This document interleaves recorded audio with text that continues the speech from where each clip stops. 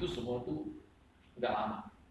Dulu lama loh, ada kepercayaan tertentu itu sampai 1 jam 2 jam anjingnya itu bisa 1 jam loh, 2 jam gitu ya. Sekarang kita simpel ya, kita Kristen paling lama berapa lama penghiburan selama ada itu paling lama berapa? 45 menit kan pernah 2 jam kan nggak pernah. 1 jam lebih ada kan sama kesaksian atau apalah gitu ya. Apa aja lama ya.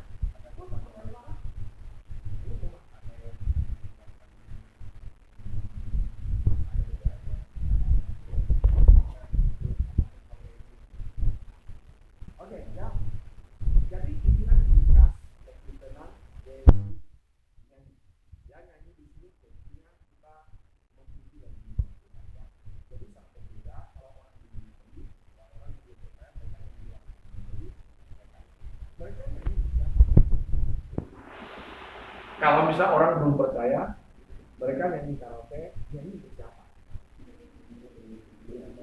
Minimal diizinkan, maksimal untuk orang lain. Ya, apa di pesta kita nyanyi kan untuk orang lain dengar kan? Nah, tapi berbeda dengan kita berbeda.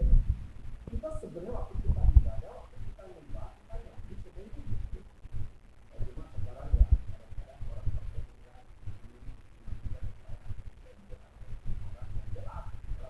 tapi fokus kita bukan pada manusia. Nah, saudara, jadi waktu juga di rumah kita di komsel ibadah dimanapun pasti ada nyanyi. Belum ada gereja yang tidak nyanyi. Anda pernah ikut ibadah nggak nyanyi langsung masuk doa dengan pulang? Ada nggak Anda pernah ketemu ibadah atau persekutuan yang ada nyanyi?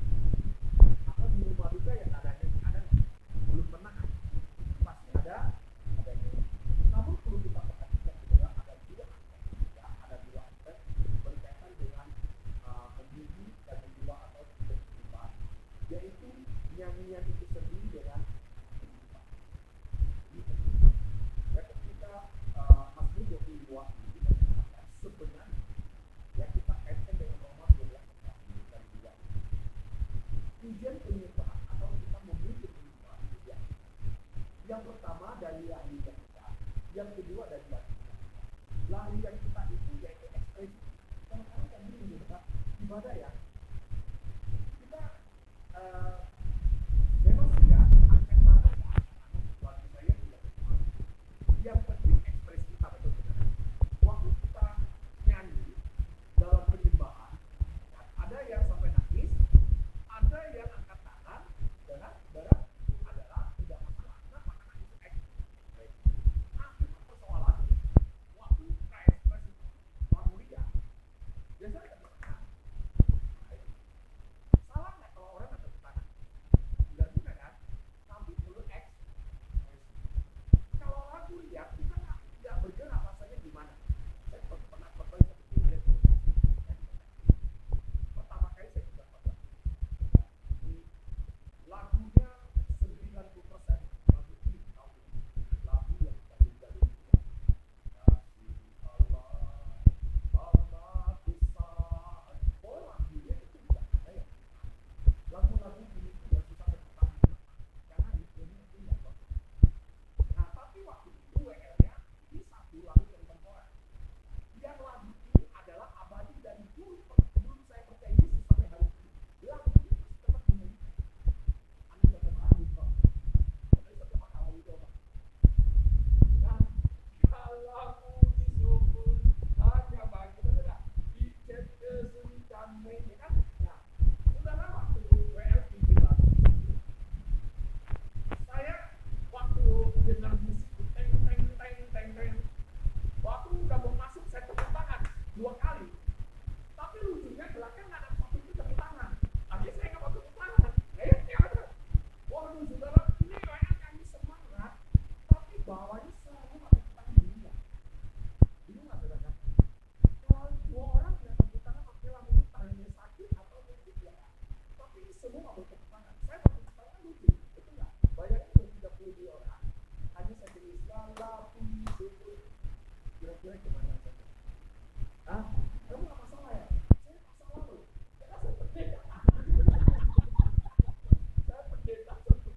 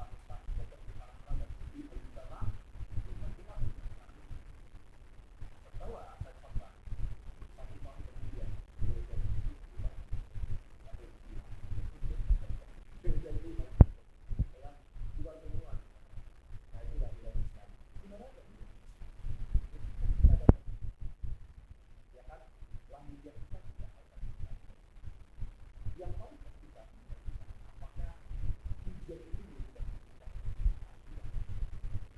yang bahwa Tuhan yang ini sudah bersemayam di atas pujian orang Israel iman. Artinya apa saudara? Artinya pujian penyembahan kepada Tuhan dalam aspek yang sama menyembah Tuhan. Nah ini saudara, ini yang harus kita perhatikan. Saudara misalkan kita biasa Tuhan, dan misalkan kita dalam, kita nggak bisa apa-apa betul-betul. Kita doa, kadang-kadang kita nggak bisa berdoa supaya nggak bisa berkata-kata. Yang bisa kita lakukan apa? Kita dari pertama sampai hari ini saya berkuliah, saya berat, beban berat, atau berkuliah, sejak saya sekolah pendeta atau pelayanan, ya selalu saya datang ke Tuhan, saya berkuliah. Kenapa? Karena saya tahu dalam tujuan yang bisa kita mengubah iman semakin tinggi, boleh semakin sebab bukan tujuan bukan tujuan kehidupan. Sekarang saya mau tanya kita orang percaya kita bisa kita menyembah dengan orang yang belum bisa yang belum percaya Yesus, mereka menyembah nyanyi yang lagunya sama, misalnya hati itu kayak apa bunyi hati deh. Anda pernah lihat orang nyanyi? Anda pernah ketemu nyanyi yang lagu sekarang lagu-lagu lama? Ya kan? Bapak engkau bahagia itu nyanyi loh. Waktu saya beli toko buku di Immanuel kan lampu merah kan? Bapak engkau baik itu apa baik itu nyanyi atau tidak? Ayo dia nyanyi, waduh kita kasih ya. Sekarang pertanyaan saya, ketika ini anggap aja mereka belum percaya lah ya, mereka nyanyi sama kita yang nyanyi itu sama nggak? Apa istilahnya? Bedanya gimana?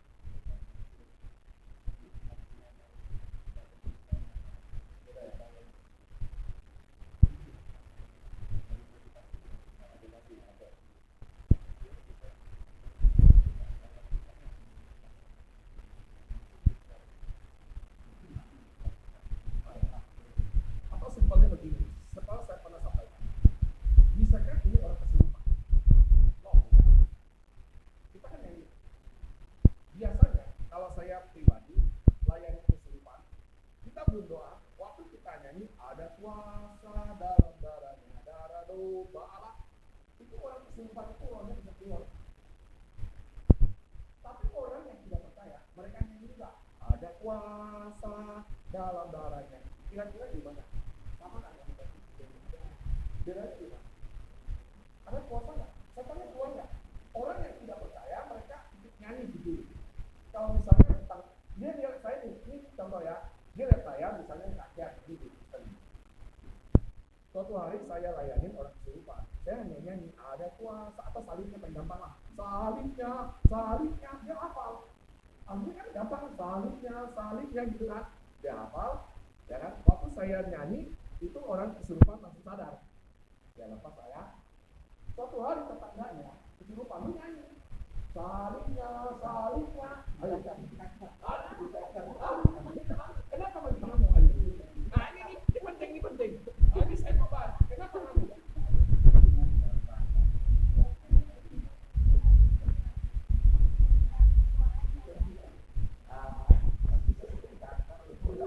Iya, itu kan ada itu. Serang balik, diserang Anda balik. pernah baca di Alkitab di Kisah Rasul tentang Paulus waktu musuh setan? Iya, Anak Skewa lihat itu loh. iya dia ikut-ikutan. Udah lihat, hebat loh. Paulus hanya dalam nama Yesus itu setan langsung keluar loh.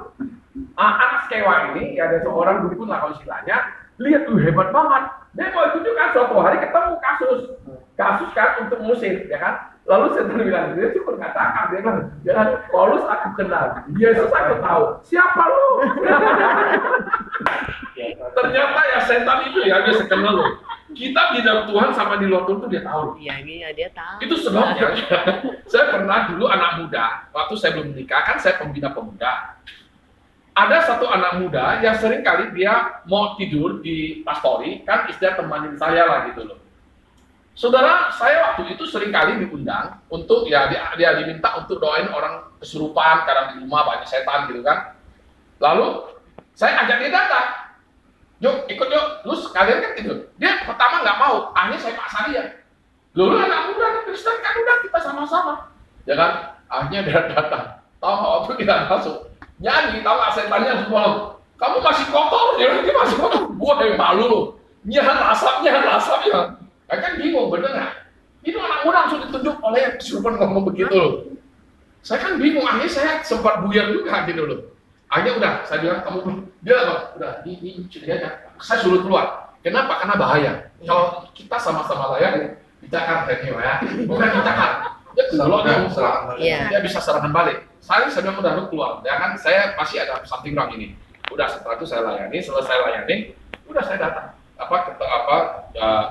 Tanya dia, ya kan, kamu jujur, saya bilang, ya kan, kamu udah percaya Yesus atau belum? Kamu sungguh percaya Yesus atau belum? Gitu.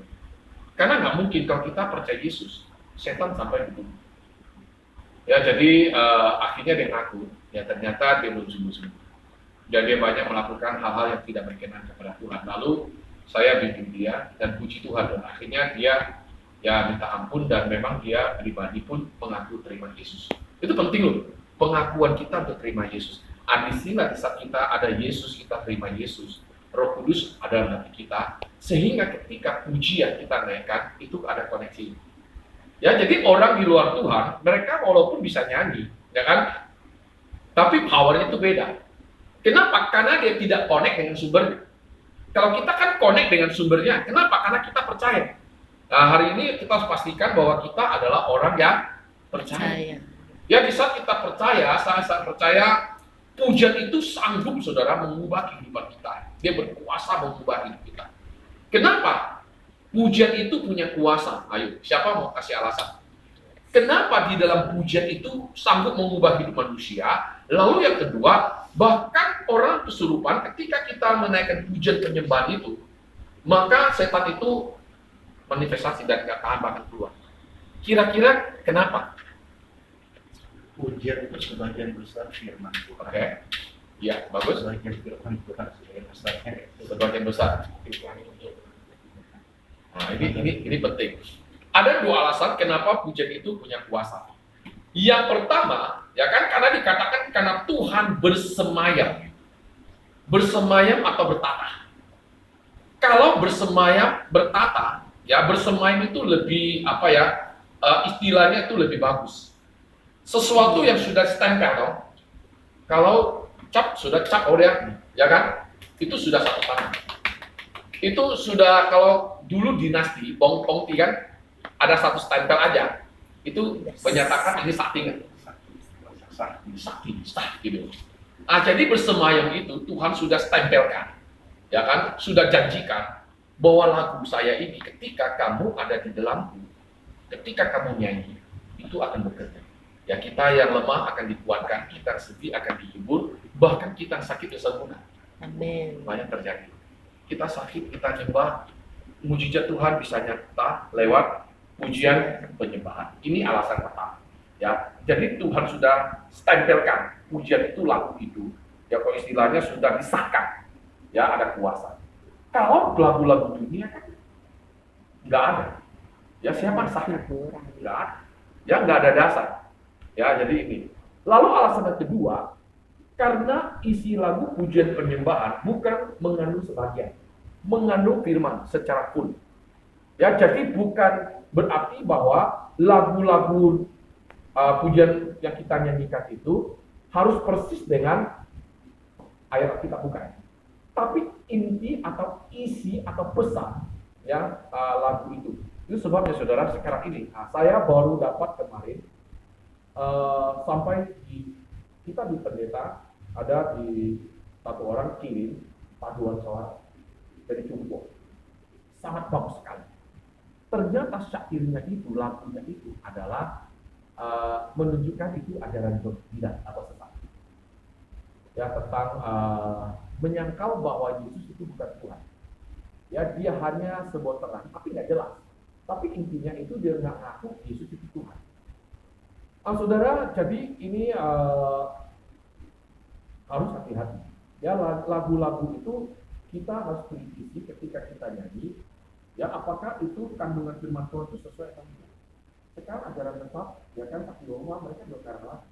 Cuma lagu mereka isinya firmannya itu di apa ya. Ya, jadi ini alasannya kenapa pujian itu punya kuasa, karena di dalamnya ada kandungan atau pesan firman Tuhan. Itu sebabnya saudara, Yesus sudah ngomong kalau kita baca dalam Yohanes 4 ayat 24. Ya, di sana dikatakan Allah itu roh. Dan barang siapa menyembah Dia, haruslah menyembah Dia dalam roh. Itu Yesus sudah ngomong. Karena kita manusia pada dasarnya ingin sesuatu benar. Kalau kita ke Israel, orang Yahudi, mereka lakukan seperti yang kelenteng ini. Gereja di Israel sama kelenteng di Singkawa 80% hampir mirip. Ornamennya itu budi, pungset, bongset, itu sama. Gantung kertas, bawa apa kain, macam-macam sama. Hampir sama, cuma bedanya satu salib, yang satu patung, wajib atau patung. Tapi ornamen-ornamen yang lain itu mirip banget gitu. Kenapa? Karena memang ya kebanyakan semua ambil dari Alkitab. Buddha, semua itu dari Alkitab, karena Alkitab yang tertua. Ya, jadi itu sebabnya Yesus sudah tahu bahwa manusia cenderungnya itu ingin menyembah.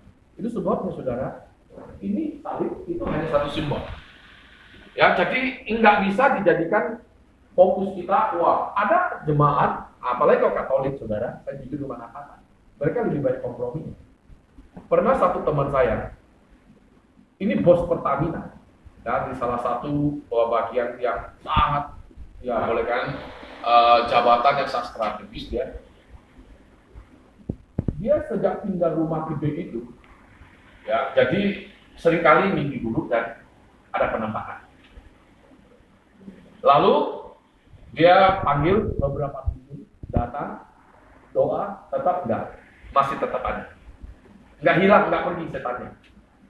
Terakhir, suruh teman saya ini, waktu itu saya masih MS2, saya waktu itu punya tim. Nah, salah satu tim kita khusus pelayanan pelepasan punya New Timo ya. Jadi ini orang diminta untuk doain bos Pertamina itu. Waktu dia datang ke rumah, dia bingung, kaget. Waktu dia doa, ternyata setannya itu ada di mana, tahu? Tinggal di mana? Tinggal di salib. Dan waktu bos ini bangun rumah, memang kalau istilah fungsi gitu loh. Dia bikin di rumahnya itu dihitung ada 7 pintu. Di 7 pintu di atas itu ada 7 salib. Ternyata dia sebenarnya punya makna bahwa 7 perkataan Yesus di atas kayu salib. Nah, jadi 7 salib. Tapi dia nggak nyangka ternyata salib itu udah diisi. Nah, inilah katanya. Salibnya itu rata-rata sudah diisi. Kita melayani nggak banyak, ya, jadi diisi. Waktu teman saya ini bilang sama bos ini, bahwa dia bilang, maaf Pak, sebenarnya salibmu ada isi. Kaget, mana mungkin? Ya kan itu kan Tuhan Yesus. Nah, bedanya salib kita sama Katolik, bedanya di mana? Ya, Yesusnya belum turun ya kan, belum turun gitu loh. Dia bilang mana mungkin, itu kan Tuhan Yesus. Oke, nggak apa-apa, kita buktikan. Dia pakai minyak urapan.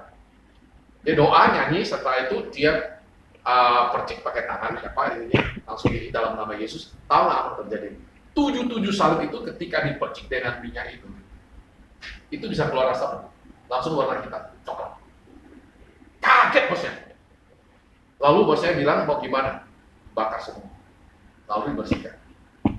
Nah, lalu ada kesempatan ceritakan bahwa fokus kita Yesus, bukan yang lain. Ya, akhirnya didoa, oh saudara dapat tawaran nih. Bosnya langsung mau kasih dia jabatan. Dia mau nggak? Wih, kalau saya, gila jabatan bos Tanambang, bos Pertamina, saudara, itu minimal pasti gajinya gede, Pak. Tapi dia nggak mau, karena panggilannya pendeta. Akhirnya dia ditolak. Nah, saudara, jadi di sini kita lihat Yesus ngomong, sembahlah Tuhan dalam roh dan kebenaran. Dalam roh itu kita memuji, terikat, kita sama Tuhan. Ya, kebenaran pribadi kita melalui firman. Nah, itu yang Tuhan mau.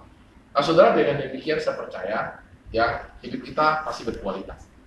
Ya, iman kita pasti bertumbuh, sekalipun kita banyak kesusahan. Amin, saudara. Amin. Walaupun ada kesulitan, tapi di dalam roh kita itu ada kekuatan itu aja sih. Ya kadang-kadang kita secara manusia, secara fisik kita bisa lemah. Betul, saudara? Waduh, bukan hanya kalian, saya juga sama. Lingkungan, situasi, keadaan bisa membuat kita down.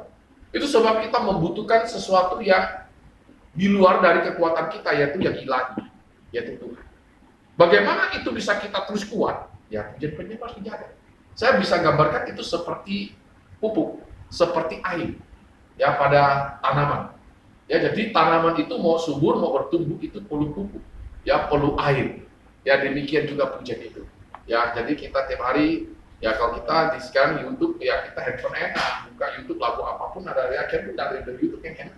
Ya kan? Jadi sekarang waduh, saya kemarin, ya saya baru tadi dikirim satu oleh teman, bagus banget lagunya, tentang percayalah kepada Tuhan. Ya saya coba pelajari lagu ini, bagus banget lagunya. Ya sangat menguatkan. Ya di tengah-tengah badai, di tengah-tengah kesulitan sekarang ini, percayalah. Percayalah janji Tuhan yang tidak pernah Tuhan ingkar. Kadang-kadang kita yang ingkar. Ya Tuhan mau kita tetap bertahan. Itu lakukan bikin kita kuat. Ya kan, kadang-kadang kan kita ya secara manusia kan bisa lemah. Nah, kita dengan pujian itu maka kita akan kuat. Ya mari kita tingkatkan pujian penyembah kita ya di rumah. Ya waktu kita kerja pun sebenarnya kita bisa memuji menyembah. Bisa naik mobil atau apa gitu. Yang penting hati kita fokus. Ya jadi itu akan menguatkan kita manusia untuk kita akan kuat. Ya, ada mau tanya nggak untuk hal ini? Silakan. Saya berikan poin ya kalau kita ibadah kan nggak bisa gitu. Oke. Kalau ada yang tidak mengerti, ada mau tanya, silakan. Ya, ya, mau tanya ya, hanya harus tanya. Hah?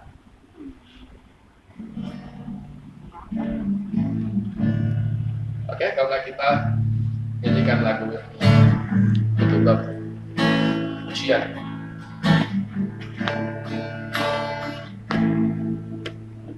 Berserah, ku berserah, Tuhan pegang seluruh hidupku.